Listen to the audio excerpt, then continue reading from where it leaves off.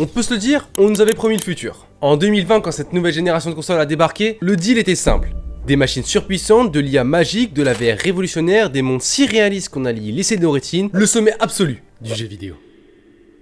Mais regardez bien votre setup aujourd'hui en 2026. Quelque chose ne va pas. Et c'est pas juste une impression, croyez-moi. Les prix des jeux grimpent, tout comme pour les abonnements. Les exclusivités, elles se comptent que sur les doigts d'une main. Non mais sérieusement. Et on passe plus de temps à télécharger des patchs d'optimisation de 50 Go plutôt qu'à s'émerveiller devant notre magnifique jeu. Et le plus fou dans tout ça, c'est que pendant qu'on nous bombarde de technologies de pointe, mais genre vraiment bombardé, de plus en plus de joueurs éteignent leur console next-gen pour se tourner vers des machines vieilles d'il y a 20 ans. Ou pour s'acheter des consoles portables rétro. Qu'est-ce qui s'est cassé en chemin? Pourquoi aujourd'hui l'industrie du monde du jeu vidéo semble s'étouffer, bloquée dans sa propre évolution? Pour le comprendre, il va falloir sortir de notre bulle de joueurs. Il faut regarder là où l'argent et les puces électroniques se battent pour des milliards. Et vous allez le voir, l'histoire risque d'être très vertigineuse. Commençons par un truc très simple que vous avez énormément entendu je pense en ce moment. Un truc qu'on a tous dans nos machines, mais auquel certaines personnes ne pensent pas vraiment, à moins que justement vous êtes un gamer. Je parle bien évidemment de la RAM, la mémoire vive. Si vous avez essayé de monter votre PC ou vous avez regardé les composants récemment,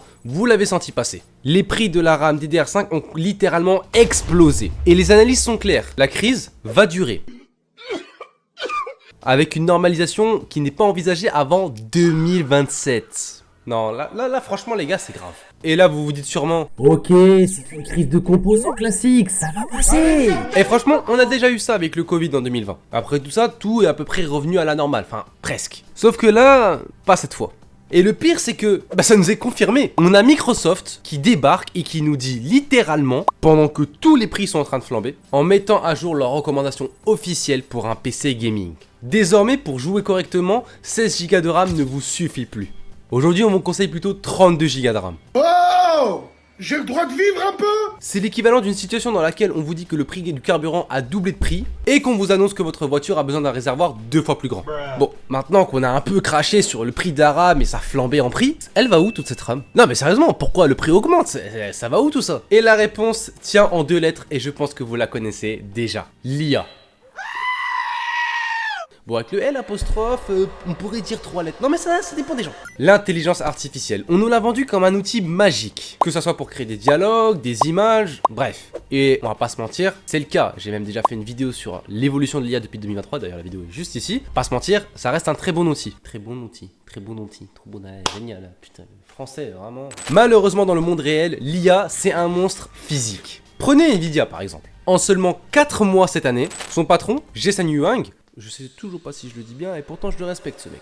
Il a injecté près de 40 milliards de dollars dans des boîtes liées à l'IA. On arrive dans un monde où Nvidia n'est plus le constructeur des cartes graphiques pour faire tourner Cyberpunk. C'est devenu la banque centrale de l'IA mondiale. C'est devenu tellement critique que les data centers ont dû adopter un nouveau protocole. Il se nomme le CXL 2.0. Comme je le dis à chacun de mes shorts, je vais parler chinois. Non mais c'est bon en fait, non je pense que je suis raciste. En gros, imaginez que vos serveurs n'aient plus assez de RAM pour faire tourner votre intelligence artificielle ou votre système. Alors à ce moment-là, ils ont mis un énorme pot commun de RAM pour se la partager en temps réel selon les besoins. Donc vous vous doutez bien que quand les serveurs de la Silicon Valley se sont réduits à faire de la colocation de RAM, nous les joueurs on passe en second plan, voilà. Et quand je dis joueurs, c'est même aussi les développeurs. Honnêtement, le gaming ne vit plus dans sa bulle.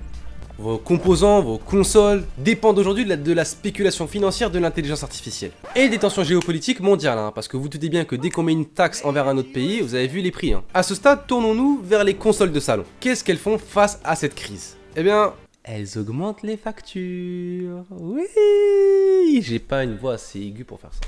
Prenons Sony par exemple. Le 20 mai dernier, la pilule a eu du mal à passer pour nous.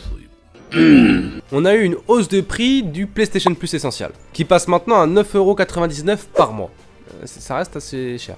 Et c'est pas un cas isolé. On a par exemple le Game Pass qui certes a baissé de prix, d'ailleurs j'en ai fait un short, mais qui a derrière réarrangé les avantages offerts. Et on a aussi Nintendo qui a ajusté ses tarifs et qui va d'ailleurs faire monter le prix de la Switch 2 en septembre prochain. À ce moment-là, le message est clair, le jeu vidéo commence à ressembler de plus en plus à un Netflix. Et en plus, on possède même pas les jeux qu'on paye. Mais le vrai problème avec cette nouvelle génération de consoles qui est sortie en 2020, ce n'est même pas l'argent, c'est le manque d'identité. Prenons un exemple, Xbox, c'est devenu un écosystème PC. Si t'as un ordinateur, la console n'a plus vraiment de sens. Maintenant, si on regarde les prix, etc., c'est vrai qu'une Xbox est beaucoup plus abordable qu'un PC. Sony, de son côté, la PS5 est incroyable, mais depuis qu'elle est sortie, il manque cruellement d'exclusivité. et Nintendo dans l'histoire, parce qu'on a bien évidemment le trio. Honnêtement, c'est ceux qui subissent le plus. Déjà, ils ont subi la hausse de prix, c'était les derniers à le faire, et ils se font sniper par l'émulation. Ah, vraiment, les émulateurs Nintendo, il y en a énormément. Ce qui est dommage dans l'histoire, c'est que Nintendo est une entreprise connue pour éviter le licenciement, car ce n'est pas du tout le style du patron, et ça a été les derniers à vouloir faire monter leur prix. Mais malheureusement, eux aussi, ils subissent la crise. On est dans une boucle assez bizarre où les machines utilisent de l'IA, des technologies assez complexes, comme le DLSS ou le FSR, pour essayer d'atteindre le saint graal des graphismes. Généralement, ça sert de béquille pour masquer le manque d'optimisation. Et la direction de Sony le dit elle-même. Ils s'attendent à un marché littéralement noyé par du contenu généré par IA. Et eux, ils veulent agir comme un barrage. Sauf qu'il y a un détail que les costards cravates de la tech ont oublié. Les joueurs. Les grands éditeurs veulent injecter de l'IA partout. Dans vos interfaces, dans vos lignes de code. Mais la réalité du terrain est complètement différente. Regardons Microsoft. Ils ont fièrement annoncé Copilot Microsoft Gaming. Un assistant IA censé vous aider et vous accompagner durant vos sessions de jeu. Afin de vous donner des conseils, bref, vous avez compris. Résultat, un rejet total. Ah mais vraiment, personne n'en voulait. Le projet a été purement abandonné et laissé aux oubliettes. Et honnêtement, on les comprend. C'est un peu comme les boutons Copilot qui nous imposent sur les claviers ou dans leur logiciel. Quand tu joues, t'as envie de jouer, t'as pas envie d'avoir un conseiller IA qui vient dire comment le faire. Et le rejet, il est encore plus profond, jusqu'à aller au cœur même des jeux. Dans un sondage massif sur le DLSS 5, qui est une technologie développée par Nvidia pour optimiser le rendu visuel de vos jeux, les chiffres sont tombés et ils sont clairs. 58% des joueurs ne veulent pas d'IA sur leur jeu. Pourquoi? Parce qu'on veut pas un monde lissé, généré par des algorithmes pour plaire aux investisseurs. Le jeu vidéo à la base c'est un art, et je suis pas le seul à le dire. C'est une vision humaine et à force de vouloir optimiser toutes nos machines, ça rend le jeu parfois un peu froid. Et c'est précisément pour ça qu'un autre marché est en train d'exploser en ce moment, le marché des consoles rétro. Effectivement, pour la plupart des personnes qui en ont marre des jeux en ligne, des mises à jour et de tout le bazar, des gens finissent par acheter des consoles rétro ou bien des consoles avec des émulateurs dessus, avec des centaines, voire des milliers de jeux de l'époque. Et quand je dis de l'époque même, c'est même parfois des jeux PS4, hein, donc c'est pas si vieux que ça. Ça permet pour eux d'avoir une expérience directe, stable et authentique. Mais si on veut rester dans le monde moderne, il y a une entreprise qui a complètement compris ceci. Je parle bien évidemment de Valve. Valve, dans cette gigantesque mascarade industrielle, fait figure d'irréductible gaulois. Non mais vraiment, avec le Steam Deck par exemple, ils ont prouvé qu'on pouvait sortir un produit ultra qualitatif, pas cher, parce que franchement quand tu vois que tu peux lancer des jeux PC sur un appareil qui coûte presque aussi moins cher qu'une Switch, et franchement je suis même pas en train de mentir,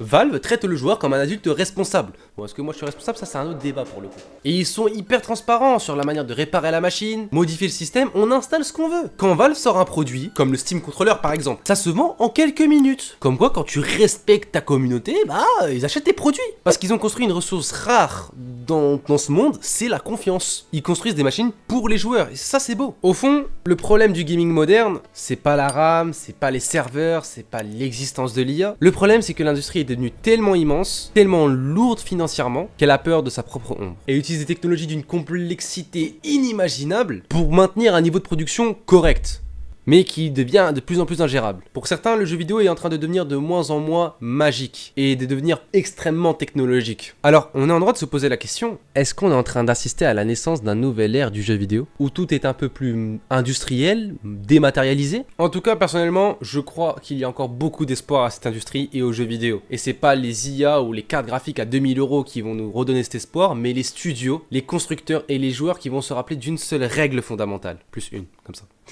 Pour faire rêver les gens, il faut d'abord parler avec le cœur, pas avec un algorithme. Sur ce les amis, c'était les steaks, restez comme vous êtes et restez des geeks. Peace.